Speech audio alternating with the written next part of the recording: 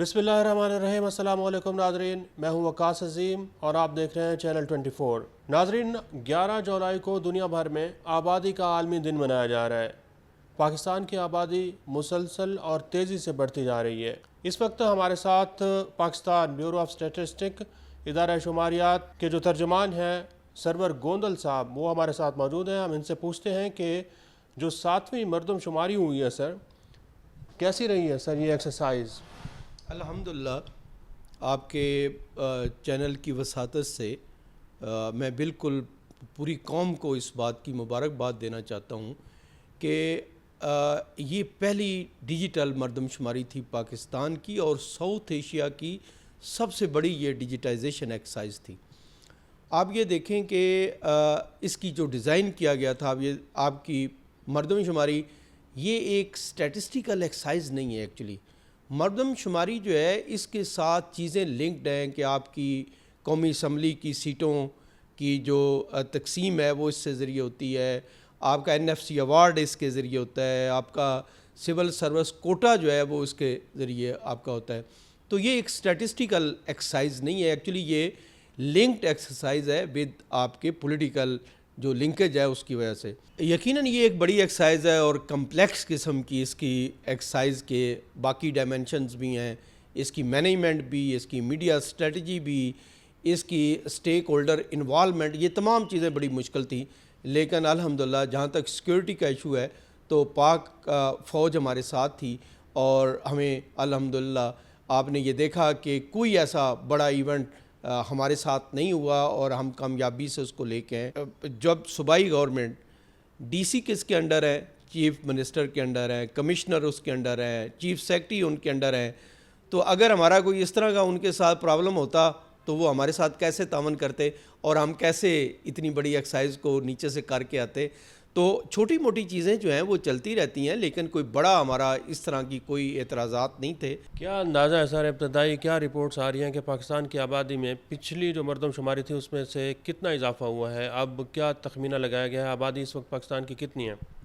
आप ये देखें कि अभी हम पोस्ट इन्यूमरेशन सर्वे कर रहे हैं और उसमें हम 48 डिस्ट्रिक्ट के अंदर दोबारा जो है वो सैम्पल बेसिस की जो इंटरनेशनल रूल्स होते हैं, बेस्ट प्रैक्टिसेस होती हैं, जो CCI ने इसको डिसाइड किया था, उसके तहत आप कंप्लीट कवरेज चेक करने के लिए, डाटा क्वालिटी चेक करने के लिए हमारी तमाम प्रोविंशियल गवर्नमेंट के तावन के साथ हमारे इन्यूमरेटर जो हैं वो दोबारा डाटा कलेक्ट कर रहे हैं।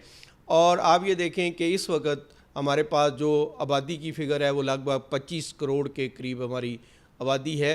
कि जो हमारे पास इब्तदाई उनकी चीज़ें आई थी उसमें आबादी का तनासब पिछले से कोई 40 लाख से ज़्यादा हमारी आबादी आ चुकी है।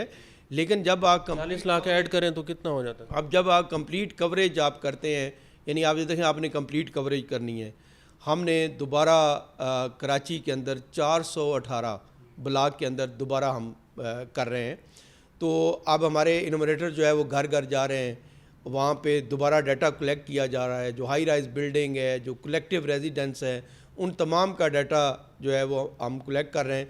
उस बेस पे हमें ये इसका वो एग्जैक्ट जो आबादी है उसका जो वर्ड है तकरीबन ये सर 2 करोड़ को क्रॉस कर जाएगी, क्योंकि 1 करोड़ आई थिंक 60 लाख पिछली आबादी में था। अब मरदमशुमारी अगर इसमें आप 40 लाख ऐड करते हैं तो 2 करोड़ से ज़्यादा हो जाएगी। अब ये देखें कि जब बंदा फील्ड में, हम अंदाजे नहीं लगाते, पाकिस्तान इब्तदाई रिज़ल्ट तो आए। पाकिस्तान ब्यूरो ऑफ स्टैटिस्टिक जो है वो क्योंकि इदारा शुमारियात है वो स्टैटिस्टिक पे बात करता है, तो अंदाज़ों पे बात नहीं करता। तो हमारे फील्ड के अंदर क्योंकि लोग इस वक्त काम कर रहे हैं, तो इस वक्त कोई भी स्टेटमेंट जारी करना जो है वो इतनी बड़ी एक्सरसाइज के लिए नुकसान। लेकिन कराची के शहरियों को मुतमईन करना ज़रूरी है। वो कहते हैं हमें काउंट ही नहीं किया जाता जब भी मरदमशुमारी होती। यहाँ तक आपकी बात ठीक है। यकीनन फेडरल गवर्नमेंट का, इदारा शुमारियात का, प्रोविंशियल गवर्नमेंट का, जितने स्टेक होल्डर हैं, यकीनन जो भी हमारे अगर कराची में को मुतमिन करना, हमारा एक ही नारा है कि हर एक को काउंट किया जाएगा। पाकिस्तान की जो आबादी है वो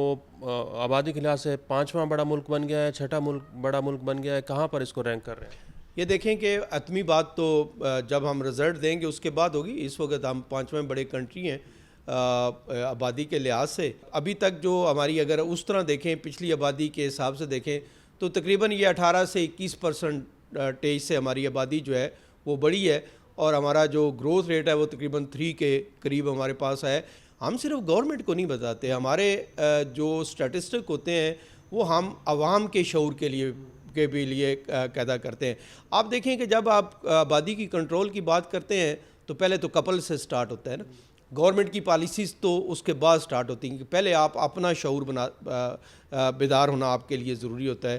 تو یقیناً جو اسٹیٹسٹک آپ نے ابھی کہا ہے ان کو جب ہم جاری کریں گے تو اس سے الرٹ بھی پیدا ہوں گے اور جو پاکستان کی عوام ہے وہ بھی اس پہ سوچے گی کہ بچے 2 ہی اچھے. تو سر یہ آخر میں فرمائیے گا کہ اب عالمی دن منایا جا رہا ہے آج آبادی کے حوالے سے, کیا کہنا چاہیں گے سر, آپ کیا پیغام دینا چاہیں گے؟